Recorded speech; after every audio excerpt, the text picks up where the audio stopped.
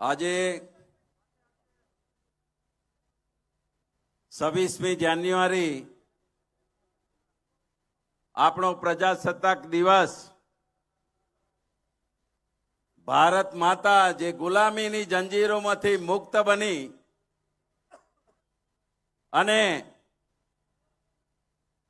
પ્રજાના હાથમાં લોકશાહી રૂપે શાસન આવ્યું એવો આજે પવિત્ર દિવસ છે।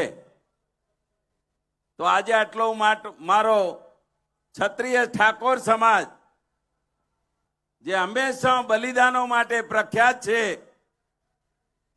એવા સમાજને નતમસ્તકે વંદન કરી અને વિનંતી કરું છું કે આજે ભારત માતા આ દિવસે આઝાદ થઈ હતી તો એની બે હાથ ઊંચા કરીને આપણે જય બોલાવીએ।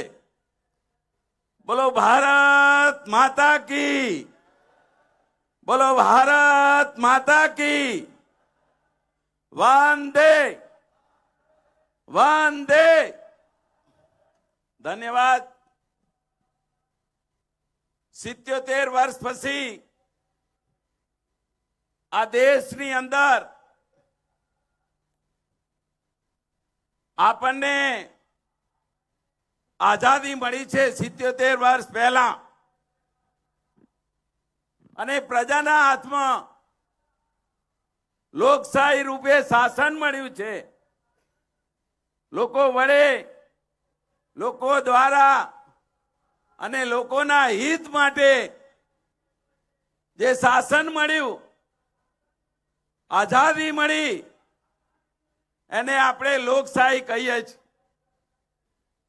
આજે આટલી મોટી સંખ્યામાં મારો ઠાકોર સમાજ ઉપસ્થિત રહ્યો છે એને નતમસ્તકે વંદન કરી મારી વાતને આગળ મૂકું છું કે આજે સવારે કે અડધી રાત પછી 3 વાગે ઠાકોર સમાજને એકત્રિત થવાનું આહવાન કરવાનું કારણ શું? દેશને તો આઝાદી મળી, પણ આપણા ઠાકોર સમાજના યુવાનો, વડીલો, માતાઓ, બહેનોને વિનંતી છે કે જે રીતે દેશને આઝાદી મળી એમાં ઠાકોર સમાજને ઉન્નતના શિખરો ઉપર લઈ જવા માટે આપણે જરૂર છે શિક્ષણની। અભણમાંથી જે આપણા ઉપર કલંક હતું, અશિક્ષિત સમાજ, એ સમાજને અભણ જેવા શબ્દોથી મુક્ત કરવાનું, એમાંથી આઝાદી અપાવવાનું આજે શુભ કાર્ય થઈ રહ્યું છે। મિત્રો, 21મી સદી જ્ઞાનની સદી છે અને આ જ્ઞાનની સદીની અંદર મારા ઠાકોર સમાજનો એક દીકરો દીકરી શિક્ષિત બની અને દુનિયાની સામે આંખમાં આંખ મિલાવીને વાત કરી શકે એના માટે શિક્ષણની જરૂર છે। ક્ષણની અંદર શિખર પર પહોંચાડે એનું નામ શિક્ષણ।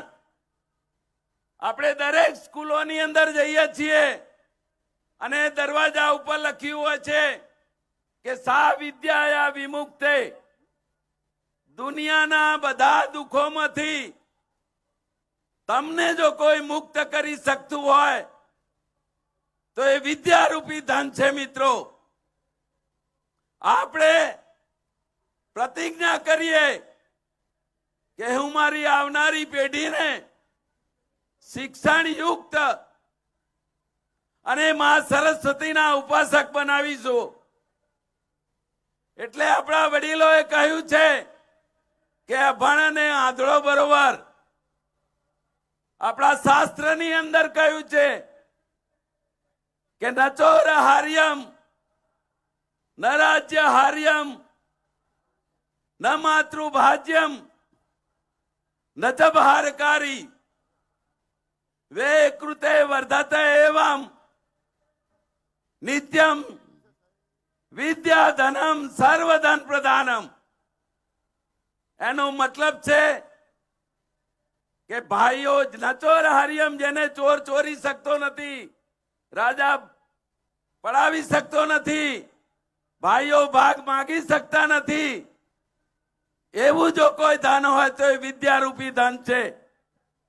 મારા સમાજના યુવાન મિત્રો, માતાઓ, બહેનો, આ બધાને વિનંતી છે કે આપણા બાળકને, આવનારી આપણી પેઢીને આપણે યોગ્ય દિશા આપી સારા શિક્ષણના અને માં સરસ્વતીના ઉપાસક બને એવો સંકલ્પ આજે કરવાનો છે.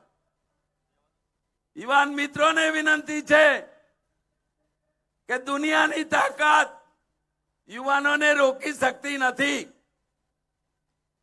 એટલે તમને બધાને આહવાન કરું છું, યુવાન મિત્રોને, कि मंजिलें उसको मिलती है जिसके सपनों में जान होती है.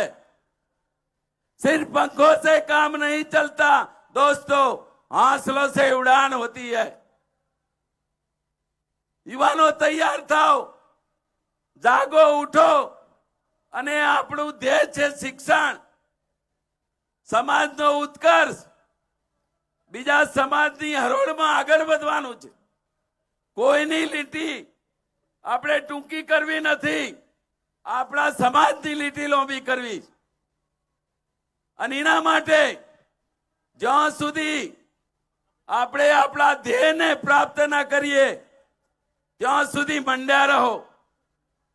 સ્વામી વિવેકાનંદજીએ કહ્યું છે કે do you try again and again when you reach your goal. જ્યાં સુધી આપણે આપણો ધ્યેય, શિક્ષણનો ધ્યેય એ પૂરો ના કરીએ ત્યાં સુધી આપણે સતત કામ માટે મંડ્યા રહેવું પડશે, જાગૃત રહેવું પડશે, સમાજની એકતા બતાવવી પડશે, એક સાથે સમાજનું કામ કરવું પડશે. જે આપણો છેવાડાનો ભાઈ છે એને મદદ કરવી પડશે. અને આ યજ્ઞની અંદર યથા યોગ્ય દરેકે સહયોગ આપવો પડશે. તો આજે આપ સૌને વિનંતી કરું છું કે આ શિક્ષણ રૂપી યજ્ઞની અંદર આપ સૌ સહભાગી બનો એવી વિનંતી સાથે આપ સૌ આટલી મોટી સંખ્યામાં પધાર્યા એ બદલ બધાનો ખૂબ ખૂબ આભાર. ધન્યવાદ. ભારત માતા કી જય. હલો, ખૂબ ખૂબ આભાર નટુજી ઠાકોરનો.